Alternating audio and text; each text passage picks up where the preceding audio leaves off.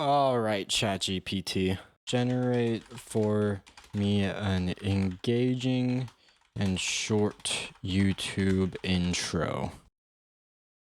Hey everyone, welcome back. If you like video essays about music and other things, then you're in the right place. Let's dive in. Now, this channel is primarily about musical theater and music in general. However, there's this new thing going around, you might have heard of it, it's called AI. I use it to make my thumbnails sometimes, and I'm starting to get comments about it, like these ones. Now, I definitely wouldn't call these comments hate comments, but you'll notice these aren't just observations. This person isn't just saying, you're using AI.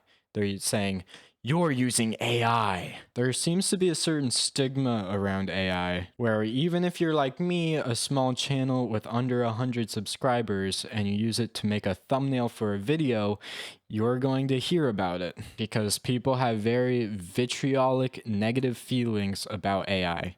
And these feelings are everywhere on the internet. One writer from the New York Post says, AI will never be the equivalent of handmade work, especially since AI is often deficient in appearance and accuracy.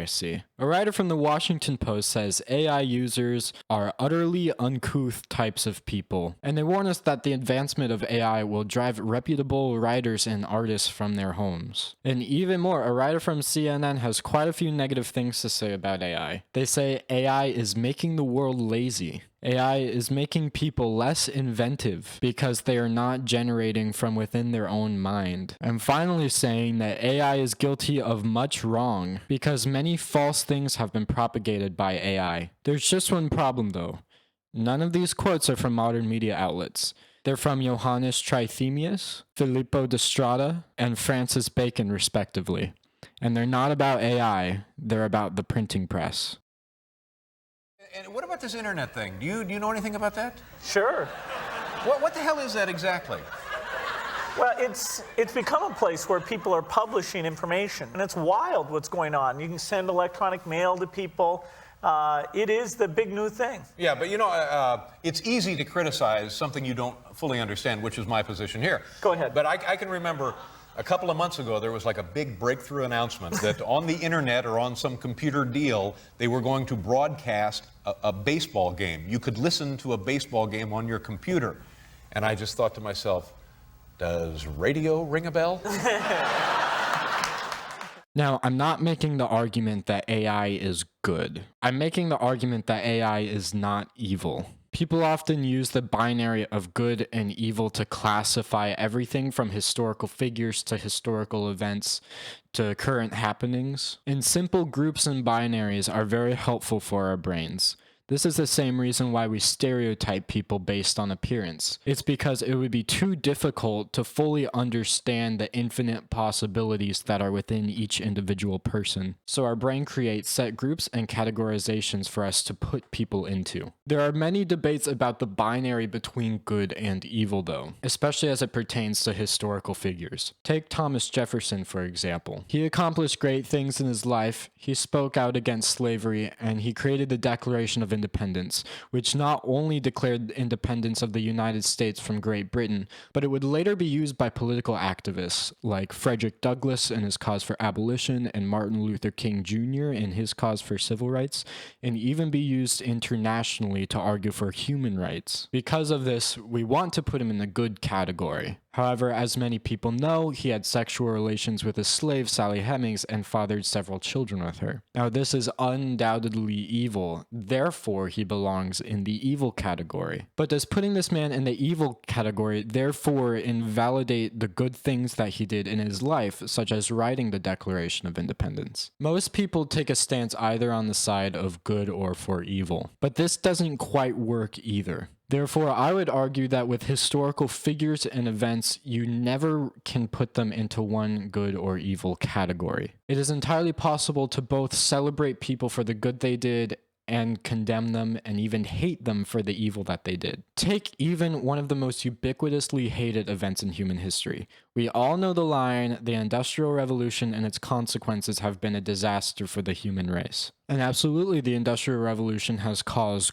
global warming, the development of new weapons, which has made it easier to kill people and increase casualties in wars, and help facilitate the process of imperialism. But if you think about living in the pre-industrial world, where you have a 25% chance of dying before your 5th birthday, you subsistence farm the same meal every single day for your entire life, and never wander further than 30 miles from where you were born, suddenly, the industrial world doesn't seem that bad. If you've watched some of my other videos, you might know that I'm a graduate of UCLA's history program, which means I have had to do a lot of argumentative pieces about nuanced understandings of different historical figures and events. But never once at my entire time at UCLA have I received a prompt that asks, is this historical figure good or bad? Is this historical event good or bad? Because historians know it never really works like that. If I were to turn in a research paper that argued that maybe the loyalists of the American Revolution were bad, then that would automatically be a failing grade. If I were to turn in a research paper that says the Industrial Revolution was bad, that would be a failing grade. Because truthfully, every person is both good and bad.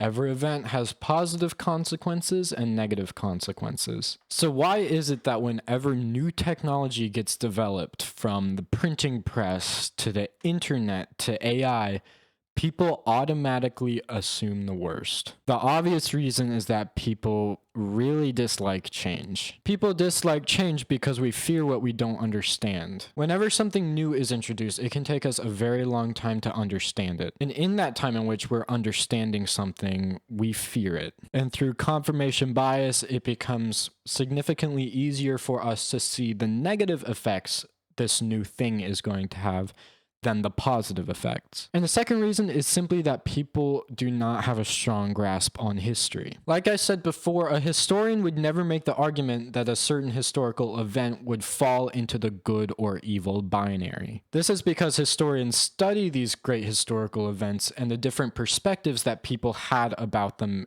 during the time period. Often what we find is that there are people who hate it, people who love it, and generally they're both right. Take the quotes I read about the printing press at the beginning of this video. Filippo de Strada warned that the printing press would put scribes and illustrators out of work, and he was absolutely right. Just like without a doubt, AI is bound to put some people out of work as well. Why don't I have a computer? Part of your problem is you have too many assistants. They're like human computers. They're doing everything for you. Right. But let's look at some of the other effects that the printing press had. Once books were able to be printed, writing became more ubiquitous. And because of this, more people began reading, and the literacy rates increased dramatically after the invention of the printing press. Similarly, people could disseminate information much more quickly if it's printed rather than if they had to handwrite a copy of every book they ever wrote. This meant that new information, findings, and ideas could be spread much more quickly. Theologians could use the printing press to spread their new ideas about religion, and this is why new ideas during the Protestant Reformation became so widespread. Scientists could share their findings with the wider scientific community by printing their works. This allowed the scientific revolution to occur in the 17th century. So if I were to ask you, my kind viewer, would you go back in time to prevent the printing press from ever being invented so you can save all those scribes and illustrators from losing their jobs? Would you? Most likely your answer is no. Even though all these contemporary writers feared the worst for the printing press, we have historical hindsight. We know that both good and bad consequences would come from the printing press, not just bad, and the printing press would become an essential part of our society. The same can be said for other inventions, for example, the internet. I showed a clip at the beginning of this video of David Letterman mocking the internet. Clearly, he believed the internet to be superfluous and unnecessary, yet where are all of us right now? The internet has undoubtedly brought both good and bad. Undoubtedly, there are people who are now more antisocial than they would have been without the internet. And god damn it, am I infuriated when I'm looking to buy a product in person only to find that stores only have it on their online shop. But even though you do know that there is validity to these drawbacks of the internet, would you go back in time and prevent the internet from being created? No. Or say you even went back to the early 19th century and warned the world of all the dangers of industrialization. You tell them it will destroy the planet. You tell them it will cause the deaths of millions of people. You tell them it could even potentially be an existential threat to the human race. Do you think it would stop them? Do you think you would stop if you were in their shoes?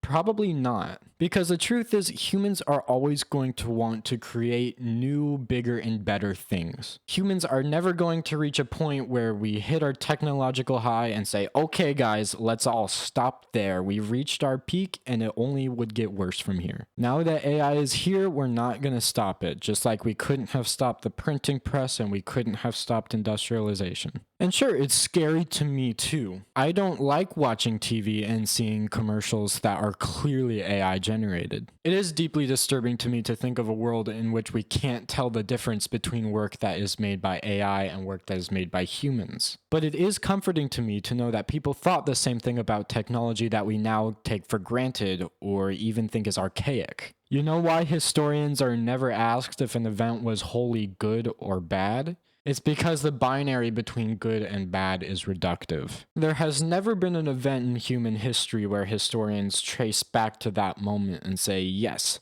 this is where it's all gone to shit. There were only negative consequences from here on out for the rest of history.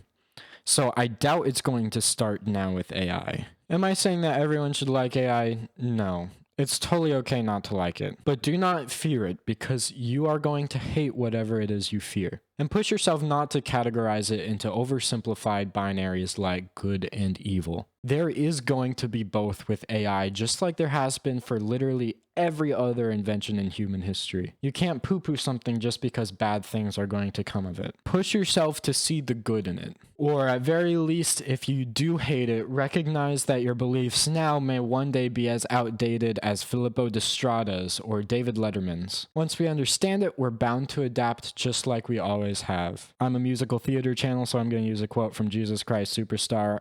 Times and fates you can't defy. Or at very least, stop bullying small YouTube channels for using AI to make their thumbnails.